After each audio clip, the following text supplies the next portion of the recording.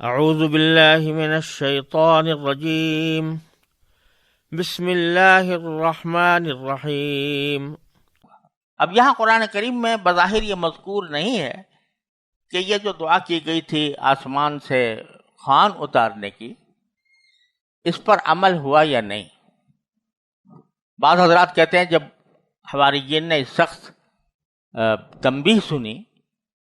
کہ بھئی اس کے بعد اگر کوئی شخص کفر کا ارتکاب کرے گا یا ناشکری کرے گا تو میں اس کا سخت عذاب دوں گا، تو وہ اپنے مطالبے سے دستبردار ہو گئے تھے۔ لیکن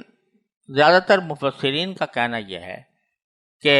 یہ خوان اتارا گیا تھا، یہ کھانا فراہم کیا گیا تھا آسمان سے اللہ تبارک و تعالیٰ کی طرف سے، اور اس میں یہ بھی بعض روایات سے معلوم ہوتا ہے، اور یہ روایت جامع ترمذی میں ہے، حضرت عمار ابن یاسر رضی اللہ تعالیٰ عنہ سے منقول ہے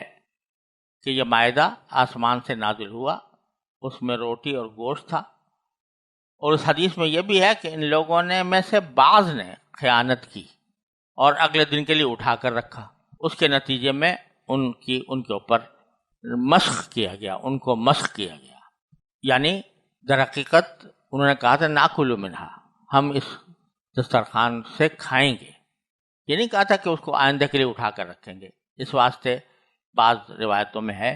کہ جن لوگوں نے خیانت کی تھی ان کو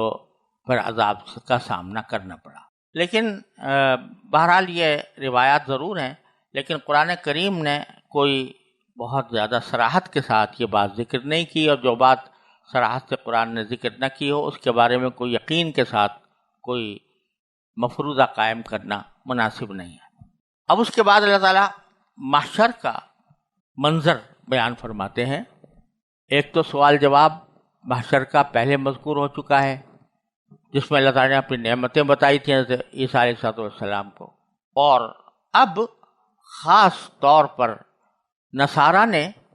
حضرت عیسیٰ علیہ السلام کے احکام کی جو خلاف ورزی کی تھی اور ان کو خدا بنا لیا تھا، اس کا خاص طور پر ذکر کرتے ہوئے اللہ تعالیٰ پوچھتے ہیں وَإِذْ قَالَ اللَّهُ يَا عِيسَى ابْنَ مَرْيَمَ، اے عیسیٰ ابن مریم أَأَنْتَ قُلْتَ لِلنَّاسِ اتَّخِذُونِي وَأُمِّيَ إِلَٰهَيْنِ مِن دُونِ اللَّهِ، کیا تم نے لوگوں سے کہا تھا کہ مجھے میری ماں کو اللہ کے علاوہ معبود بناؤ، مجھے اور میری ماں کو؟ عام طور سے جو نصارہ ہیں وہ حضرت مریم کو خدا نہیں مانتے، ان کے ہاں تثلیث کا جو عقیدہ ہے اس میں ایک اللہ، ایک حضرت مسیح ابن مریم اور ایک حضرت روح القدس۔ لیکن بعض فرقے ایسے بھی تھے جو حضرت مریم کو بھی خدا مانتے تھے، تو اس کی وجہ سے دونوں کو جمع کرتے ہوئے دونوں قسم کے فرقوں کو یہ سوال کیا گیا کہ کیا آپ نے کہا تھا کہ مجھے اور میری والدہ کو اللہ کے بجائے ان کو معبود بناؤ؟ تو اس کے جواب میں حضرت عیسیٰ علیہ السلام نے فرمایا قال سبحانک ما یکون لی ان اقول ما لیس لی بحق، آپ کی ذات پاک ہے، مجھے میری مجال نہیں تھی کہ میں ایسی بات کہوں جس کا مجھے کوئی حق نہیں تھا کہنے کا۔ ان کنت قلتہ، اگر میں نے ایسا کہا ہوتا فقد علمتہ، تو ضرور آپ کے علم میں آ جاتا، کیونکہ تعلم ما فی نفسی ولا اعلم ما فی نفسک، کیونکہ آپ وہ باتیں جانتے ہیں جو میرے دل میں پوشیدہ ہیں، اور میں آپ کی پوشیدہ باتوں کو نہیں جانتا۔ انک انت العلام الغیوب، یقیناً آپ کو تمام چھپی ہوئی باتوں کا پورا علم ہے۔ ما قلت لهم الا ما امرتنی به، میں نے تو ان سے کوئی اور بات نہیں کی تھی سوائے اس بات کے جس کا آپ نے مجھے حکم دیا تھا، اور وہ یہ بات یہ تھی کہ ان اعبدوا اللہ ربی و ربکم، لوگوں سے یہ کہا تھا کہ تم اللہ کی عبادت کرو جو میرا بھی پروردگار ہے اور تمہارا بھی پروردگار، اور وکنت علیہم شہیدا، اور میں اپنے مخاطبوں کے لیے ایک گواہ تھا اس ما دمت فیہم، جب تک کہ میں ان کے درمیان موجود رہا، ان کے حالات سے واقف رہا۔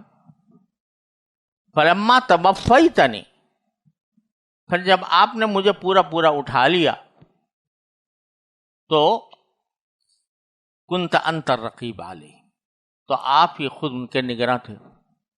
یہاں توفیتنی کا لفظ آیا ہے، اس کے ایک لفظی معنی ہوتے ہیں، ایک عرفی معنی ہوتے ہیں۔ لفظی معنی ہے کسی چیز کا پورا پورا لے لینا، اور دوسرے عرفی طور پر اس کے معنی وفات دینے کے ہیں یا کسی کے اوپر موت طاری کرنے کے ہیں۔ تو یہاں دونوں معنی مراد ہو سکتے ہیں۔ ایک معنی تو یعنی پورا پورا لے لینا، اس سے مراد ہوگا آسمان پر اٹھا لینا، کہ جب آپ نے مجھے اٹھا لیا آسمان پر تو پھر اس کے بعد کے حالات تو آپ ہی جانتے تھے۔ اور اگر دوسرے معنی لیے جائیں، یعنی جب آپ نے مجھے وفات دے دی، تو اس کا مطلب یہ ہے کہ جب مجھے آسمان پر اٹھانے کے بعد پھر دوبارہ آپ نے جب زمین پر نازل فرمایا اور اس کے بعد مجھے طبی موت آئی، اس کے بعد کیا ہوتا رہا میں وہ اس کو نہیں جانتا، اس کے نگراں خود آپ تھے۔ تو آگے پھر بڑا بندگی سے بھرپور جملہ حضرت عیسیٰ علیہ السلام نے فرمایا، ان تعذبہم فانہم عبادک، اگر آپ ان کو عذاب دیں تو آخر وہ آپ ہی کے بندے ہیں۔ اس جملے کی رقت اور اس جملے کی فصاحت اور اس کے اندر جو تاثیر پنہا ہے، اس کو الفاظ میں بیان کرنا مشکل ہے، کہ اگر آپ ان کو عذاب دیں تو وہ آپ ہی کے بندے ہیں، یعنی آپ کو کوئی اس کام سے نہ روک سکتا ہے نہ اس پر کوئی اعتراض کر سکتا ہے، کیونکہ آپ پروردگار ہیں،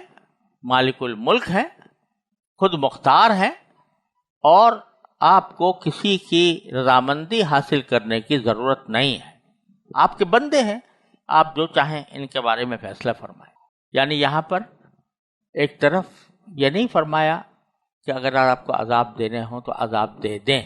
پیغمبر عذاب دینے کا اپنی امت کو لفظ استعمال نہیں کرنا چاہتا، لیکن یہ کہتا ہے کہ آپ کی قدرت میں سب کچھ داخل ہے، وہ آپ کے بندے ہیں، آپ ان کے ساتھ جو معاملہ کریں گے وہ ہمارے لیے قابل قبول ہوگا۔ لیکن وَإِن تَغْفِرْ لَهُمْ، اگر آپ ان کو معافی کر دیں، فَإِنَّكَ أَنْتَ الْعَزِيزُ الْحَكِيمُ، تو بے شک آپ کا اقتدار بھی کامل ہے، حکمت بھی کامل، کیونکہ اقتدار کامل ہے اس واسطے ہر چیز آپ کی قدرت میں ہے، چاہے تو عذاب دیں چاہے تو معاف کر دیں، لیکن آپ کی حکمت بھی کامل ہے، لہذا یقیناً آپ کا جو بھی فیصلہ ہوگا وہ یقیناً حکمت پر مبنی ہوگا، تو ہمیں اس کے اوپر کوئی اعتراض نہیں۔ یہ آیت ایسی مؤثر اور رقت آمیز ہے کہ حدیث میں آتا ہے کہ رسول کریم صلی اللہ علیہ وسلم ایک رات تہجد کی نماز میں مسلسل یہی آیت تلاوت فرماتے رہے،